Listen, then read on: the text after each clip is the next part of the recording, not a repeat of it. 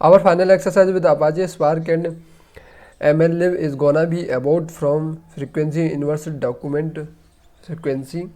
That stand for TF, IDF stand for frequency.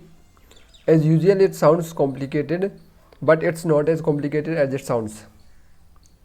And what we are actually gonna do with TF, IDF is create a rudimentary search engine for Wikipedia using Apache Spark and MLlib.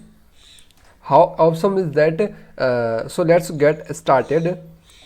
TF, IDF stand for term frequency and inverse document frequency, and these are basically two metrics that are closely interrelated for doing search.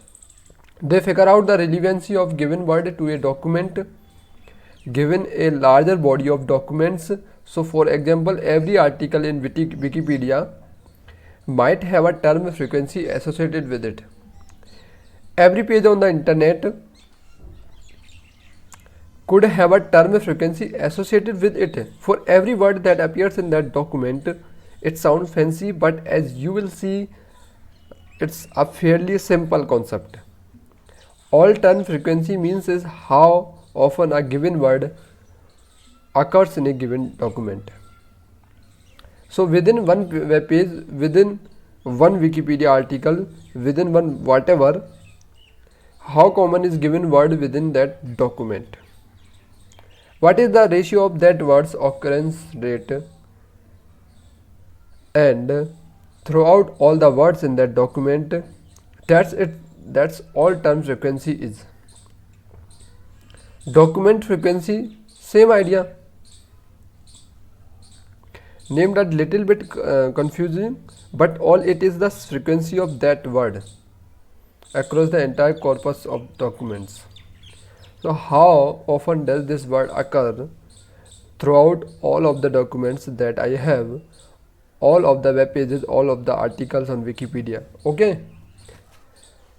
So for example, common words like a or the would have a very high document frequency, and I would expect them to also have a very high term frequency, but that does not necessarily mean to given a document. And you can see where we are going with this. Let's say we have a very high term frequency and a very low document frequency for a given word. The ratio of these two things can give me a relevance of that word to the document. So if I see a word that occurs very often in a given document but not very often in the overall space of the documents, then I know that this word probably conveys some special meaning to this particular document. It might convey what this document is actually about. So that's TF, IDF. It just stands for term frequency times inverse document frequency, which is just a fancy way of saying term frequency over document frequency, which is just a fancy way of saying that how often does this word occur in this document compared to how often it occurs in the entire body of documents. That's all TF, IDF means. It's that simple.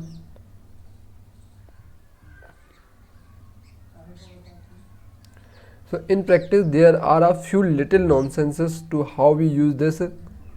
For example, we use the actual log of the inverse document frequency instead of the raw value, and that's because word frequencies in reality tend to be distributed exponentially. So by taking a log, we end up with a slightly better weighting of words given their overall popularity.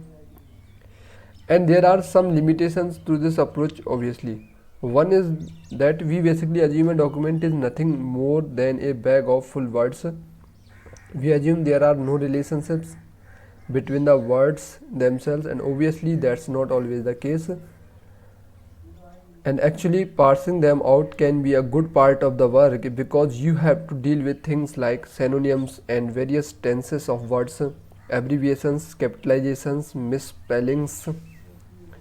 This gets back to the idea of the cleaning your data. being a large part of your job as a data scientist, and it's especially true when you are doing with natural language processing stuff. Fortunately, there are some libraries out there that can help you with this, but it is a real problem and it will affect the quality of your results. Another implementation trick that we use with TF-IDF is instead of actually doing storing actual string words with their term frequencies and inverse document frequencies to save space and make things more efficient, we actually map every word to a numerical value, a hash value we call it. So the idea is we have some function that can take any word, look at its letters and assign that in some fairly well distributed manner to a set of numbers in some range. So that way, instead of using the word represented that might have a hash value of 10, and we can refer to the word represented as 10 from now on. Now, if the space of your hash values is not large enough, you could end up with different words being represented by the same number, which sounds worse than it is, but you wanna make sure that you have a fairly large hash space so that is unlikely to happen. Those are called hash collisions and they can cause issues. In reality, there is only so many words that people use in the English language commonly, so you can get away with 100,000 or so and be just fine. Alright, and then obviously doing it is the hard part. If you wanna do this over all of Wikipedia, then you are gonna have to run this on a cluster. For the sake of argument, we are just gonna run this on our own desktop for now using a small sample of Wikipedia data. So how do we turn that into an actual search problem? So once we have TF, IDF, we have this measure of each word's relevancy to each document. What do we do it? Well, one thing you could do is compute TF, IDF for every word that we encounter in the entire body of documents that we have. And then let's say for a given term, a given word, let's say we wanna search for that Wikipedia article. In my set of Wikipedia articles is most relevant to Gettysburg, I could sort all the document by their TF-IDF score for Gettysburg and just take the top results, and those are my search results for Gettysburg. That's it. Just take your search word, compute TF-IDF, take the top results. What document have the highest TF-IDF score? That's it. Obviously, in the real world, there is a lot more to search than that. Google obviously has armies of people working on this problem, and it's way more complicated in practice, but this will actually give you a working search engine algorithm that actually produces reasonable results. Let's go ahead and dive in and see how it all works.